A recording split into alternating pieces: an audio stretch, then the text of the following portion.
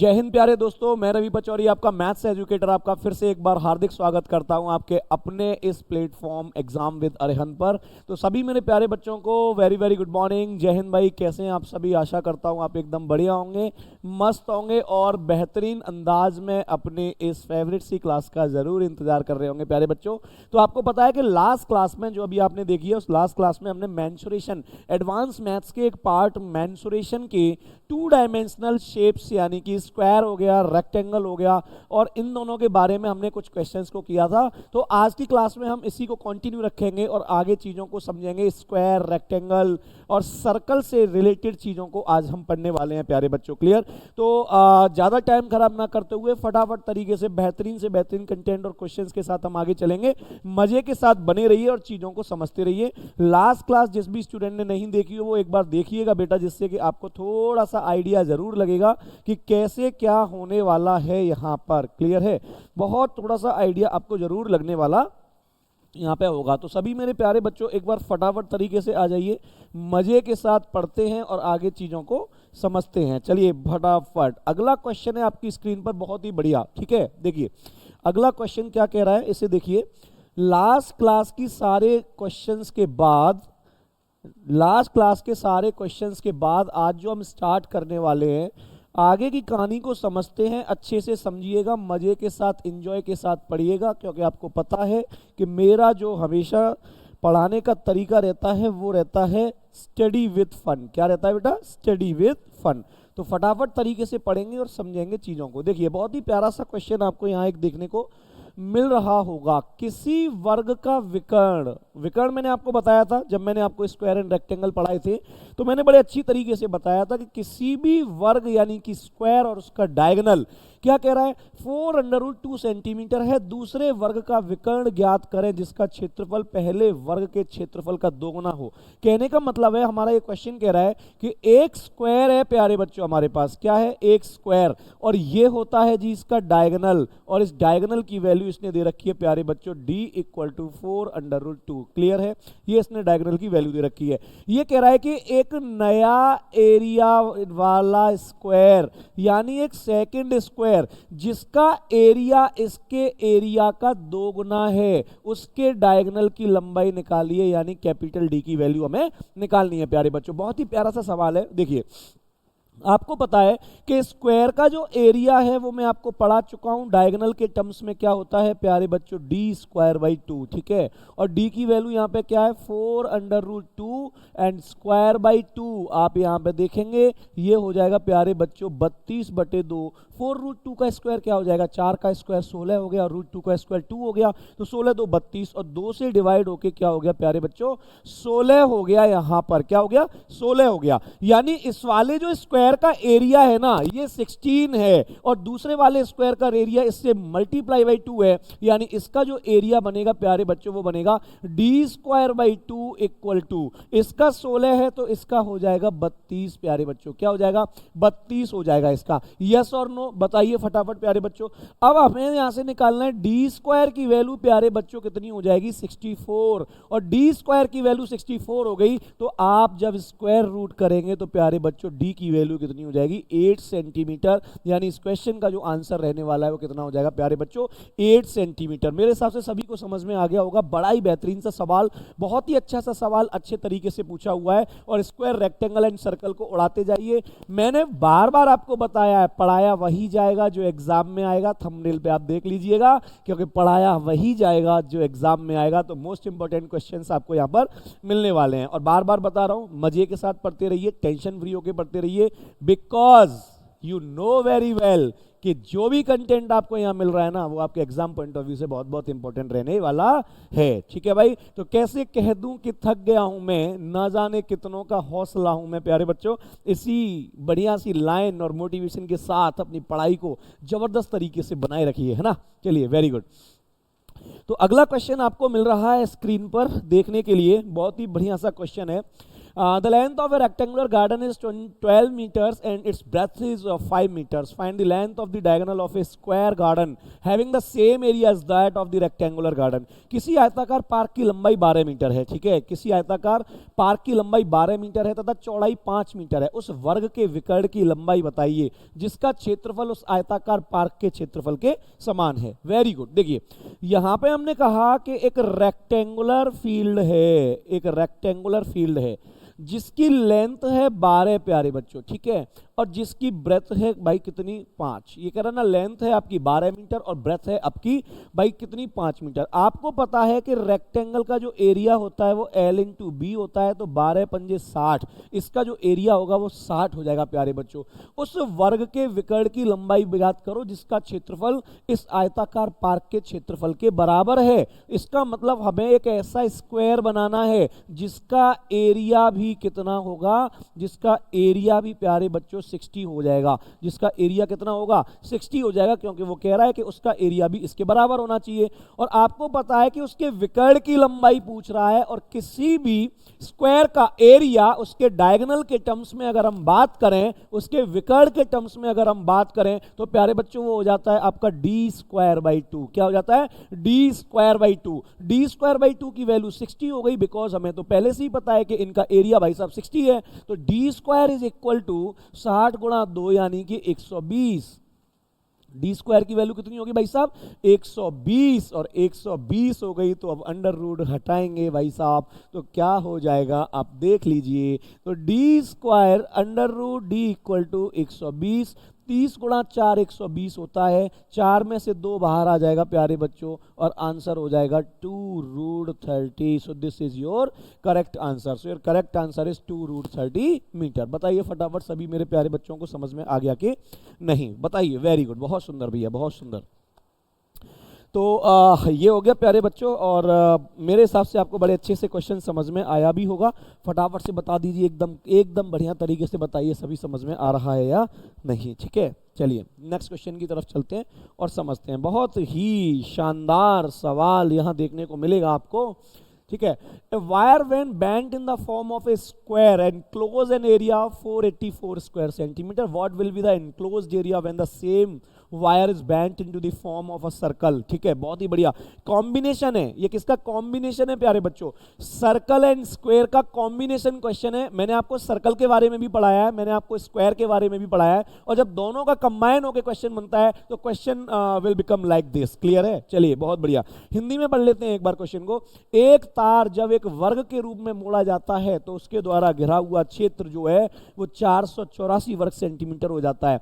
हमारे पास एक वायर थी प्यारे बच्चों, है ना। क्वेश्चन क्या कहना चाह रहा है देखिए, हमारे पास एक वायर थी और इस वायर को ना हमने क्या किया, एक स्क्वायर की फॉर्म में मोड़ दिया।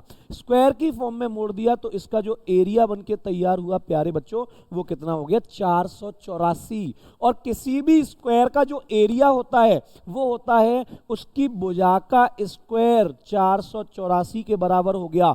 ये 22 का स्क्वायर होता है, तो ए की वैल्यू हो गई प्यारे बच्चों 22। कितनी हो गई? ए की वैल्यू 22 हो गई। ठीक है, यहां से हमें यह पता चला कि जो तार हमने स्क्वायर की फॉर्म में मोड़ा हुआ है इसकी प्रत्येक साइड यानी ईच एंड एवरी साइड कितने की होगी भाई साहब? 22 की। यानी कितने की होगी? 22 की। तभी तो इसका एरिया 484 बनेगा, 484। अगर इसकी प्रत्येक साइड 22 मीटर या 22 सेंटीमीटर की है तो इस पूरे तार की लंबाई क्या हो जाएगी? यानी इसकी पेरीमीटर 22 22 22 और 22, यानी इसकी जो पेरीमीटर बनेगी प्यारे बच्चों, और पेरीमीटर जो होगी वही इस तार की लंबाई होगी। तो पेरीमीटर कितनी हो जाएगी भाई साहब? 22 22 22 22 यानी 88। अब इसी वायर को उठा करके इन्होंने एक सर्कल बना दिया। लेकिन वायर तो सेम है कि नहीं, मुझे ये बताइए। वायर तो सेम है, यानी इधर से ये 88 मीटर का था, सेंटीमीटर का था, तो इसकी सरकमफेरेंस भी 88 सेंटीमीटर की होगी। और किसी भी सर्कल की सरकमफेरेंस होती है बेटा 2 पाई की वैल्यू होती है 22/7, आर हमें पता नहीं है प्यारे बच्चों, और ये हो गया जी 88, क्योंकि तार नहीं बदला है, तार वही का वही है, तार की लंबाई में कोई भी बदलाव नहीं है प्यारे बच्चों। तो यहां से हम देखने वाले हैं 22 दूनी 44 से 88 कटेगा 2 बार, और आर की वैल्यू यहां पे आ गई प्यारे बच्चों 7 × 2 यानी कि 14 सेंटीमीटर। यहां से आर की वैल्यू कितनी आएगी 7 × 2 यानी कि 14 सेंटीमीटर। हमसे कह रहा है उसे वृत्त के रूप में मोड़ा गया है। यदि इसी तार को, तार द्वारा घिरा क्षेत्रफल क्या होगा यदि इसी तार को एक वृत्त के रूप में मोड़ा गया है, यानी अब हमें इसका एरिया निकालना है, और एरिया होता है प्यारे बच्चों इसका पाई आर स्क्वायर। पाई की वैल्यू होती है 22/7, और आप देखेंगे कि आर निकल के आया है 14, और स्क्वायर करेंगे तो 2 बार, 7 से ये कट गया प्यारे बच्चों 2 बार, और ये हो गया 22 दूनी 44 गुणा 14। एक बार देख लीजिए 14 4 56, 14 4 56 और 5 61, यानी correct answer is 616 centimetre square. तो इसका जो अगर इस तार को हम इसका सर्कल के फॉर्म में मोड़ दें, अगर हम इस तार को सर्कल के फॉर्म में मोड़ दें प्यारे बच्चों, तो इसका जो एरिया निकल के आएगा वो कितना आएगा 616 centimetre square. Yes, very good. बताइए भैया फटाफट बताइए। Yes yes yes yes.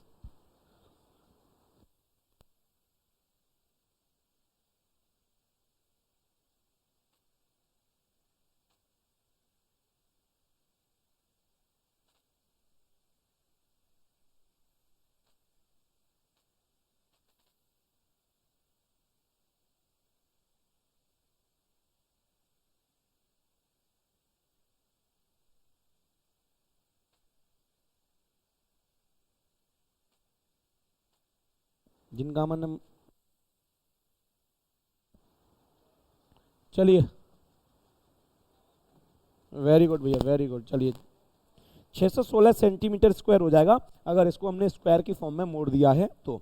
Next question, बहुत ही बड़ा प्यारा सा क्वेश्चन यहां पर आपको देखने को मिलने वाला है। ओके चलिए।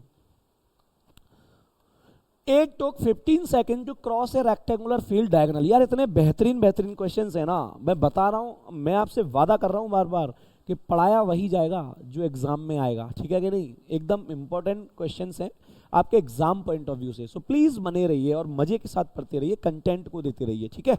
चलिए।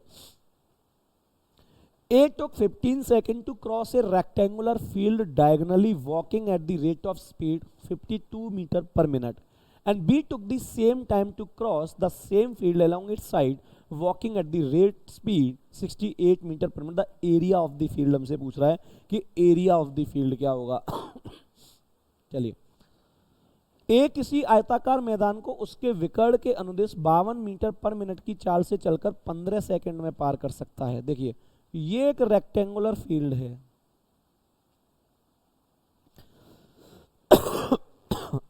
सॉरी। ए जो है ये क्या करता है 52 मीटर पर मिनट की चाल से चलकर 15 सेकंड में पार करता है डायगोनली। 52 मीटर पर मिनट की चाल से डायगोनली क्रॉस करता है, ठीक है। तथा बी जो है इस मैदान को, इसको बी कर लेना,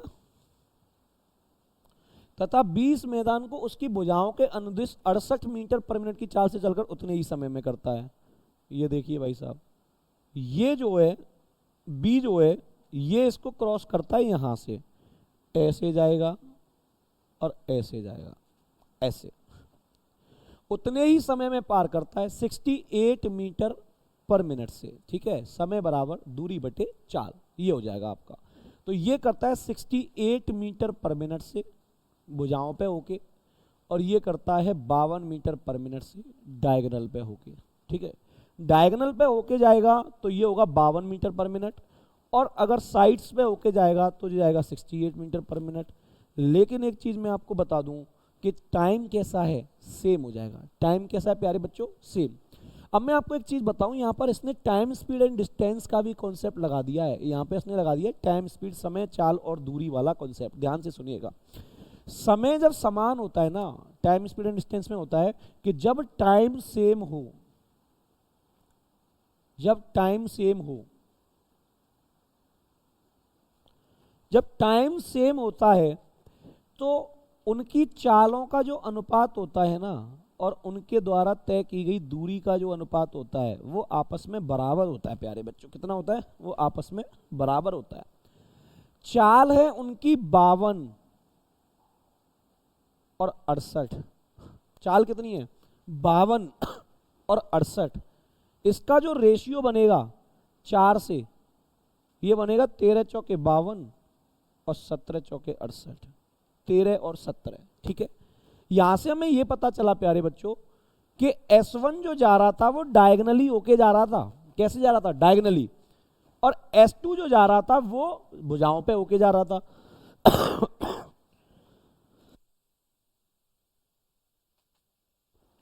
मतलब डायगनली जो है, डायगनली जो डिस्टेंस निकल के आ रही है वो निकल के आ रही है आपकी 13। डायगनली जो डिस्टेंस निकल के आ रही है वो निकल के आ रही है 13। और जो भुजाओं पे निकल के आ रही है ये निकल के आ रही है टोटल कितना? 17। टोटल 17 निकल के आ रही है। आपने ही देखा होगा कि यहां अगर मैं ये डायगोनल खींच दूंगा तो ये एक समकोण त्रिभुज बनता है, राइट एंगल ट्रायंगल, और इसमें एक पाइथागोरस काम करती है। और आपने पाइथागोरियन ट्रिपलेट्स पढ़े होंगे कि अगर ये 13 है और ये दोनों जुड़ करके कितना है? ये दोनों जुड़ करके 17 हैं, तो एक बनेगा 5 और एक बनेगा 12। ये 5, 12, 13 की एक पाइथागोरियन ट्रिपलेट होती है प्यारे बच्चों। और कुछ भी कैलकुलेशन करने की इस सवाल में जरूरत नहीं है। मैंने आपको बता दिया बिल्कुल बेसिक सा तरीका और बिल्कुल आसान सा तरीका, जो इस सवाल को सॉल्व करने के लिए मोस्ट इंपॉर्टेंट रहने वाला है। सबसे आसान तरीका। अब आपको इस फील्ड की लेंथ भी पता है, आपको ब्रेथ भी पता है। अब अगर ये दोनों चीजें पता है तो मुझे पता है कि आप इतने अच्छे और प्यारे स्टूडेंट्स हैं कि अब आप इसका एरिया भी निकाल सकते हैं। और एरिया हो जाएगा 60 सेंटीमीटर स्क्वायर। अगर मीटर में दिया हुआ है तो metre square. So correct answer is 60 metre square. बताइए फटाफट, आ गया कि नहीं समझ में? मेरे हिसाब से आ गया होगा समझ में। वेरी गुड, बहुत बढ़िया। चलिए आगे चलते हैं और चीजों को समझते हैं और अच्छे तरीके से, है ना। चलिए, एक आयत की लंबाई और चौड़ाई में 23 मीटर का अंतर है। एक आयत की लंबाई और चौड़ाई में 23 मीटर का अंतर है। यदि आयत की परिमाप 206 मीटर हो तो क्षेत्रफल क्या होगा? देखिए, आप मुझे ये बताइए कि किसी भी आयत की जो परिमाप होती है, अगर ये L है, ये B है, ये L है, ये B है, तो मैंने आपको बताया था कि इसकी जो पेरीमीटर होती है वो 2 इंटू L प्लस B होती है कि नहीं? अब आपको पता है कि ओबियस सी बात है कि लेंथ जो है हमारी ब्रेथ से ज्यादा होगी और अंतर कितना है? 23 मीटर। तो लेंथ बराबर हमारा क्या हो गया? लेंथ बराबर हो जाएगा हमारा B प्लस 23। क्योंकि ओबियस सी बात है यार, लेंथ ही तो ज्यादा होगी और डिफरेंस होगा तो वो ब्रेथ से 23 ज्यादा हो जाएगी। क्लियर है? उठा करके इसको हमने यहां रख दिया और पेरीमीटर दिया है 206। तो 2 इंटू एल की जगह हमने लिख लिया B प्लस 23, और B तो हमारे पास है ही, और ये कितना हो गया जी? 206। कोई दिक्कत परेशानी? 2 से इसे कैंसिल आउट किया तो प्यारे बच्चों ये 103 हो गया, और ये हो गया 2B प्लस 23 बराबर 103। अगर हम यहां से बात करें 23 अगर हम यहां से घटा दें तो 2B की वैल्यू आ जाएगी प्यारे बच्चों 80, और ब्रेथ की वैल्यू कैंसिल आउट होके आ जाएगी जी 40। कितना हो जाएगा? ब्रेथ की वैल्यू हो गई 40। अगर ब्रेथ हमारी 40 है प्यारे बच्चों, तो आपको पता है 23 जोड़ूंगा तो लेंथ आ जाएगी, ये इसका 63 हो गया। हमसे कह रहा है उसका क्षेत्रफल बताइए। और किसी भी रेक्टेंगुलर एरिया का रेक्टेंगुलर कोई शेप है उसकी जो एरिया होता है, जो क्षेत्रफल होता है, वो होता है L इंटू बी। एल है हमारा 63, प्यारे बच्चों ये है हमारा 40। तो 4 3 12, 4 6 24 और 1 25, यानी कितना हो जाएगा जी? 2520 मीटर स्क्वायर। कितना हो जाएगा प्यारे बच्चों? 2520 metre square. So this is your correct answer. फटाफट से बताइए सभी। वेरी गुड, बताइए सभी। Okay, very good, very good, very good. बहुत ही सुंदर, बहुत ही अमेजिंग, बहुत ही बढ़िया। हम्म।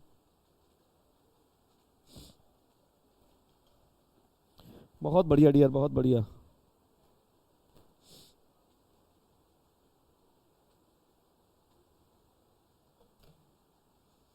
बहुत ही बढ़िया, बहुत ही बढ़िया। चलिए नेक्स्ट अगले सवाल की तरफ चलते हैं और देखते हैं चीजों को फटाफट क्या कह रहा है। किसी आयताकार हॉल की लंबाई उसकी चौड़ाई से 5 मीटर अधिक है, हॉल का क्षेत्रफल 700, तो हॉल की लंबाई बताइए। बहुत ही प्यारा सा क्वेश्चन है प्यारे बच्चों, एक बार देखिएगा फटाफट क्या कहना चाह रहा है ये क्वेश्चन। ये कह रहा है किसी आयताकार हॉल की लंबाई, हमने एक आयताकार हॉल बनाया, ठीक है, और उसकी लंबाई उसकी चौड़ाई से 5 मीटर अधिक है, यानी अगर ये x है तो ये कितनी हो गई प्यारे बच्चों, x+5। लंबाई चौड़ाई से 5 मीटर अधिक है, हॉल का क्षेत्रफल 750 वर्ग मीटर है, तो हॉल की लंबाई बताइए। ये क्या होता है भाई, इसका आयत का क्षेत्रफल l इंटू बी, अगर हमारा l x+5 है तो ये कितना हो जाएगा जी x, और कितना है 750, ये हो गया जी 750 मीटर स्क्वायर। अब आप मुझे बताइए कि ये कह रहा है हॉल की लंबाई बताइए, हॉल की लंबाई। यार सबसे बढ़िया तरीका तो ये है कि अगर आपको हॉल की लंबाई निकालनी है और आपको पता है कि दिस इज लंबाई एंड दिस इज चौड़ाई, सीधा ऑप्शन उठा के पुट कर दीजिए, कोई भी क्वाड्रेटिक बनाने की जरूरत नहीं है। जैसे मैंने इसको अगर आगे सॉल्व किया तो एक प्रकार की क्वाड्रेटिक बन जाएगी, ये बन जाएगी x² + 5x - 750 = 0, ये क्वाड्रेटिक बन जाएगी। क्लियर है? लेकिन मैं तो आपसे ये कह रहा हूं ना कि सीधा ऑप्शन उठाइए और उसे सॉल्व कर दीजिए, क्यों फालतू में क्वाड्रेटिक के चक्कर में घूम रहे हैं। आपसे पूछ रहा है हॉल की लंबाई, एक एक ऑप्शन करके उठाओ। अगर ये 15 होगा तो ये 10 होगा और ये 750 नहीं बनेगा, ये आंसर नहीं हो सकता। अगर ये 25 होगा तो ये 20 होगा, 750 नहीं बनेगा। अगर ये 30 होगा तो ये 25 होगा, और 30 × 25 750 बन जाएगा, यानी करेक्ट आंसर इज 30 मीटर। फटाफट से बता दीजिए, ठोको ताली, फटाफट से बता दीजिए मजा आ गया कि नहीं, और क्वेश्चन आपको समझ में आ गया कि नहीं। Yes, very good. चलते हैं आगे और समझते हैं क्वेश्चन को और नजदीकी से और बेहतरीन तरीके से समझते हैं, है ना। चलिए नेक्स्ट क्या कह रहा है अगला क्वेश्चन देखिए। थोड़ा सा टाइम खुद भी लिया करो क्वेश्चंस को करने का ना, थोड़ा सा टाइम खुद भी लिया करो, आप भी लिया करो थोड़ा सा टाइम इस सवालों को करने में।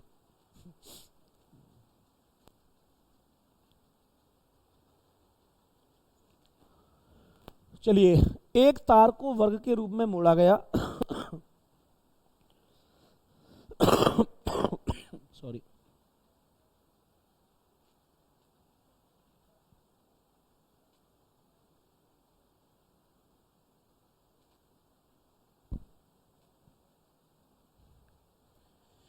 देखिए क्या कह रहा है, एक तार को वर्ग के रूप में मोड़ा गया जिसका क्षेत्रफल 81 सेंटीमीटर है, उसी तार को अर्धवृत्त के रूप में मोड़ा जाए तो अर्धवृत्त की त्रिज्या क्या होगी। देखिए, एक तार को वर्ग के रूप में मोड़ा गया, ये एक तार है और इसको एक वर्ग के रूप में मोड़ा गया जिसका एरिया है 81 सेंटीमीटर स्क्वायर, ठीक है। आपको पता है किसी भी वर्ग का जो एरिया होता है वो a² के बराबर होता है। a² की वैल्यू अगर 81 होगी तो a की वैल्यू हो जाएगी प्यारे बच्चों 9 centimetre, that is known as, ये हो गई साइड, ये भी हो गई आपकी, ये हो गई इसकी साइड, ये भी हो गई जी 9, ये भी हो गई जी 9, ये भी हो गई जी 9, और ये भी हो गई जी 9। इस तरीके से इसका जो एरिया आ रहा है वो आ रहा है 81 सेंटीमीटर स्क्वायर। अच्छे से समझ में आ गया होगा प्यारे बच्चों, ठीक है। और समझते हैं आगे।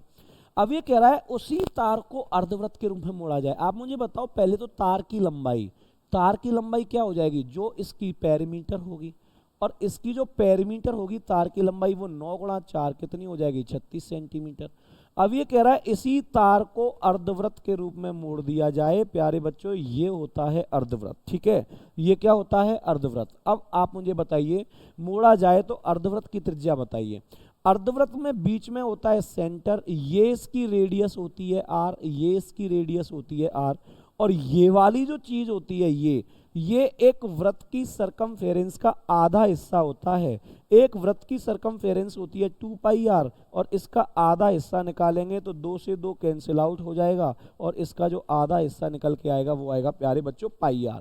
यानी ये वाला हिस्सा है आपका πr और ये वाला हिस्सा है आपका 2r, और ये तार वही है, यानी टोटल मिलाकर के जो लंबाई है वो कितनी है प्यारे बच्चों 36 सेंटीमीटर। तो इसको अभी हम यहाँ पे रख लेते हैं। अगर हम बात करें कि πr + 2r बराबर 36 सेंटीमीटर है, तो अब हमने यहां से r को तो ले लिया जी कॉमन, और पाई होता है 22/7, और ये हो गया जी 2, और ये हो गया जी 36। क्लियर है। अब यहां से देखेंगे तो r गुणा 7 दूनी 14, 22 और 14 भाई साहब 36/7 इक्वल टू 36, और 36 से 36 कैंसिल आउट, तो प्यारे बच्चों r यानी कि रेडियस कितनी हो जाएगी, 7 सेंटीमीटर की रेडियस इसकी यहाँ पे हो जाएगी। ठीक है। एक चीज ध्यान रखिएगा कि जब किसी तार को या किसी भी एक डोरी से कोई भी चीज बनाई जा रही है तो उसकी पैरामीटर पे कभी कोई बदलाव नहीं होगा, बिकॉज वायर इज सेम। यहां भी वही वायर थी, यहां भी वही वायर थी, और जब दोनों जगह पर सेम वायर होगी तो उसकी पैरामीटर पर कोई भी बदलाव नहीं आएगा। तो पैरामीटर को सेम कर दीजिए, और पैरामीटर सेम हो जाएगा तो आपकी रेडियस होगा या जो भी चीजें रिक्वायरमेंट होंगी वो आपको कैलकुलेशन होके मिल जाएगी प्यारे बच्चों। ठीक है, चलिए आगे चलते हैं और समझते हैं चीजों को, और क्वेश्चंस को करते हैं बढ़िया बढ़िया तरीके से।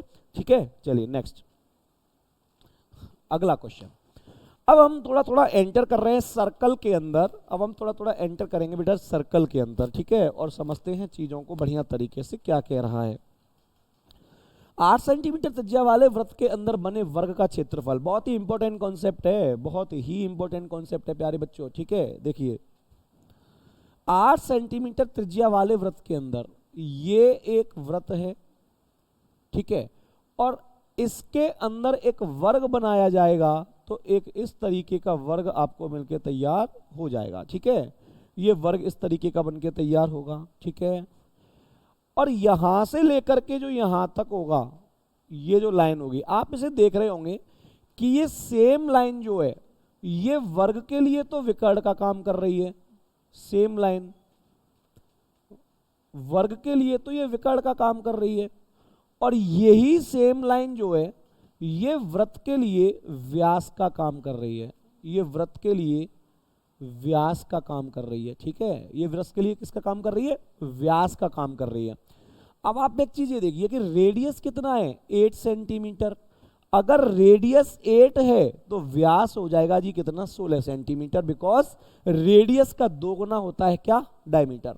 तो वृत्त का जो व्यास बनेगा प्यारे बच्चों वो कितना बन जाएगा, 16 सेंटीमीटर। अगर 16 सेंटीमीटर वृत्त का व्यास बनेगा तो यही हमारे वर्ग का विकर्ण हो जाएगा, और कह रहा है कि इस वर्ग का हमें क्षेत्रफल चाहिए। तो एरिया वर्ग का क्षेत्रफल आप सभी को पता है प्यारे बच्चों, वर्ग का जो क्षेत्रफल होता है वो होगा आपका d²/2, और d²/2 16 का स्क्वायर बाई 2। क्लियर है, और 16 का 16 का स्क्वायर/2 यानी 256/2, and your correct answer is 128 centimetre square. तो मेरे हिसाब से आपको अच्छे से समझ में आ गया होगा। डन।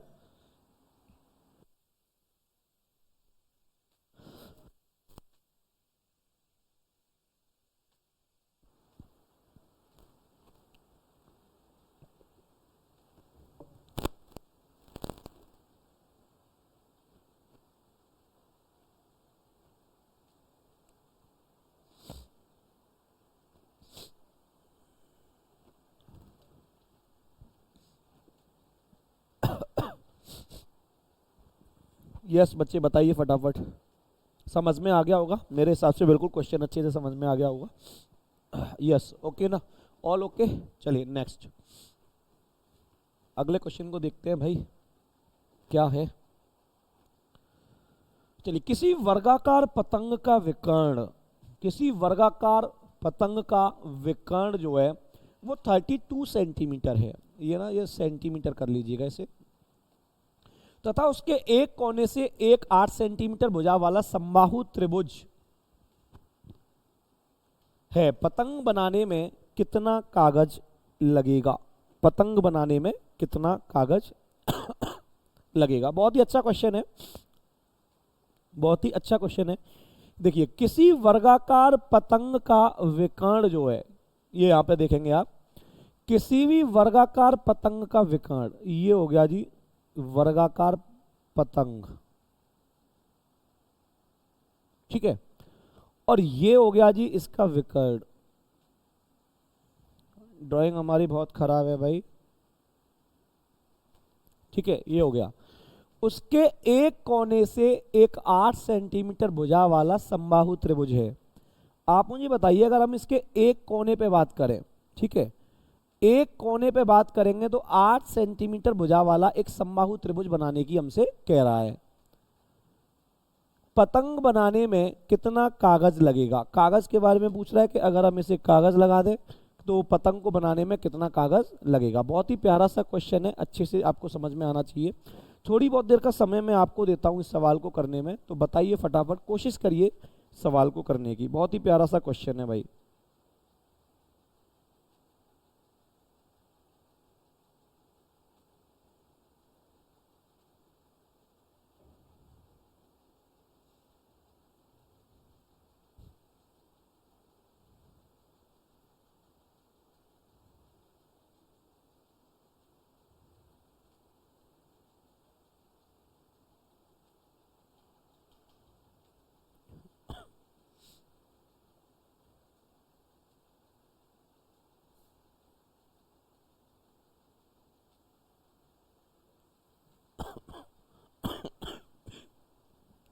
पानी पी लेते हैं भाई थोड़ा।